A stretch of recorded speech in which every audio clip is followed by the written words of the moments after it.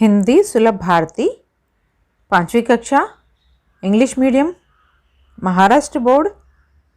Hello friends, Shringi Gyandhara channel में आपका स्वागत है। तो चलिए आइए शुरू करते हैं।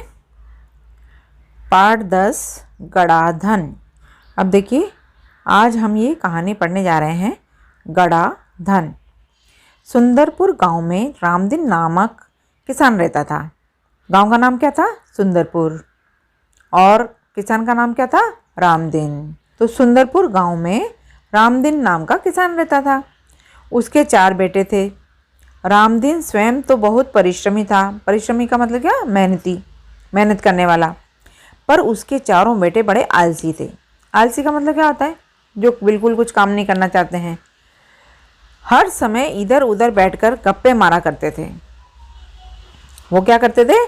हर समय गप्पे मारने का काम करते थे, सिर्फ इधर उधर बातें करते रहते थे। रामदीन उनके इस अल्लड़पन से परेशान था।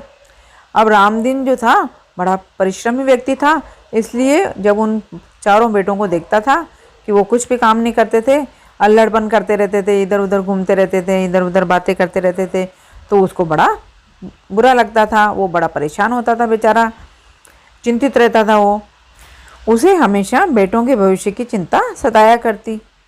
अब वो बेचारा हमेशा बेटों के बारे में चिंतित रहता था। वह दिन रात यही सोचा करता कि बेटे अपना पेट कैसे पालेंगे। एक रात वह इन्हीं विचारों में खोया था। तभी उसकी पत्नी ने झिझकते हुए उसे एक उपाय सुझाया। अब एक रात वो लेटा हुआ था, यही सोच रहा था कि मेरे बेटे भविष्य में क्या कर पाएंगे। तभी उसकी पत्नी ने एक उपाय सुझाया। उपाय सुनकर वह कुछ देर सोचता रहा, फिर एकाएक खुशी से उछल पड़ा। एकाएक का मतलब क्या होता है? अचानक। अचानक वो खुशी से उछल पड़ा। अगली सुबह रामदीन ने अपने चारों बेटों को बुलाकर कहा, मैं और तुम्हारी माँ अब बूढ़े हो गए हैं। हम दूर तीर्थ यात्रा पर जा रहे हैं। मैंने खेत में धन गाड़कर छिपा रखा है। यदि कोई ज़रूरत पड़े तो उसे निकालकर उपयोग कर लेना। अब देखिए, रामदीन ने क्या किया? अपने चारों बेटों को बुलाया और चारों बेटों को बुला करके कहा कि मैं और तुम्हारी माँ तो अब बूढ़े हो चुके हैं और हम दूर तीर्थ यात्रा पर जा रहे हैं।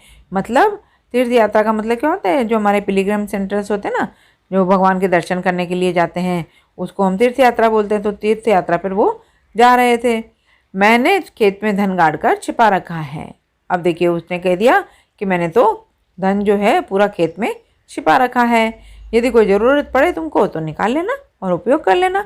गड़े हुए धन की बात सुनकर बेटे खुश हो गए और उन्होंने अपने पिताजी को खुशी खुशी तीर्थ यात्रा पर जाने के लिए कह दिया।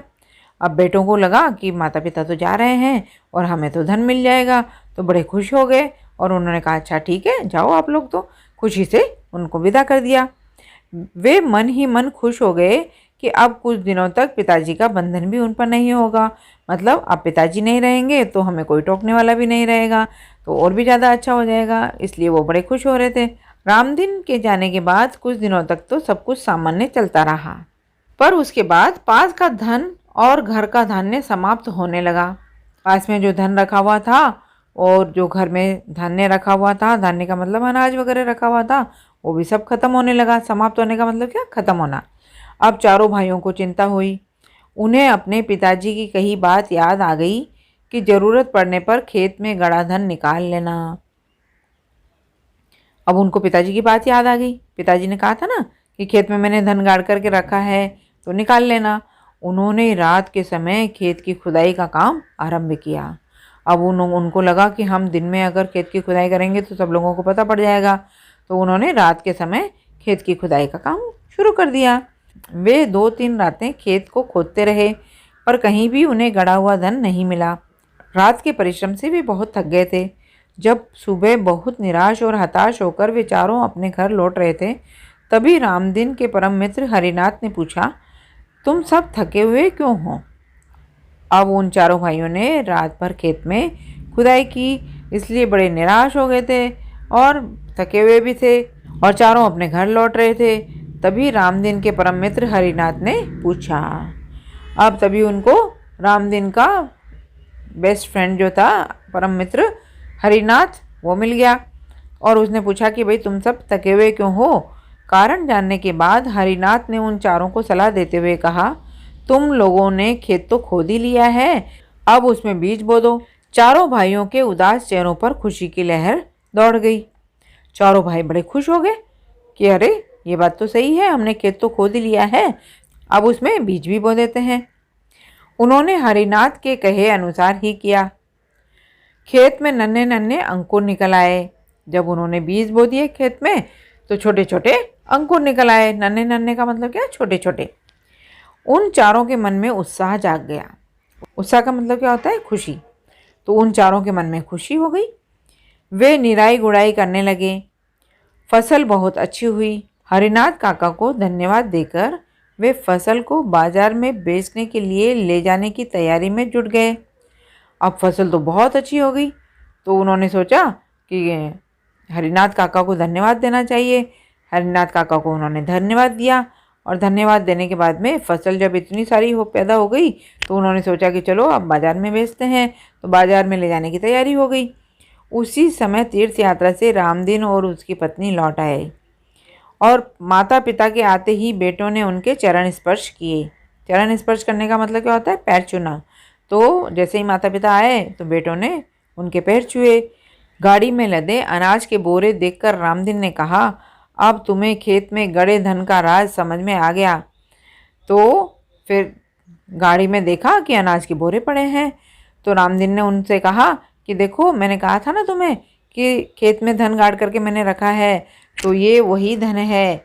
चारों ने सिर हिला करके स्वीकार किया और कहा, हाँ पिताजी, अब हम यह भी समझ गए हैं कि जीवन में परिश्रम के बिना कुछ भी संभव नहीं है। अब चारों ने सिर हिला करके स्वीकार किया और कहा, हाँ पिताजी, अब हम समझ गए हैं कि हमको जीवन में परिश्रम करना ही चाहिए। परिश्रम का मतलब क्या होता है? मेहनत।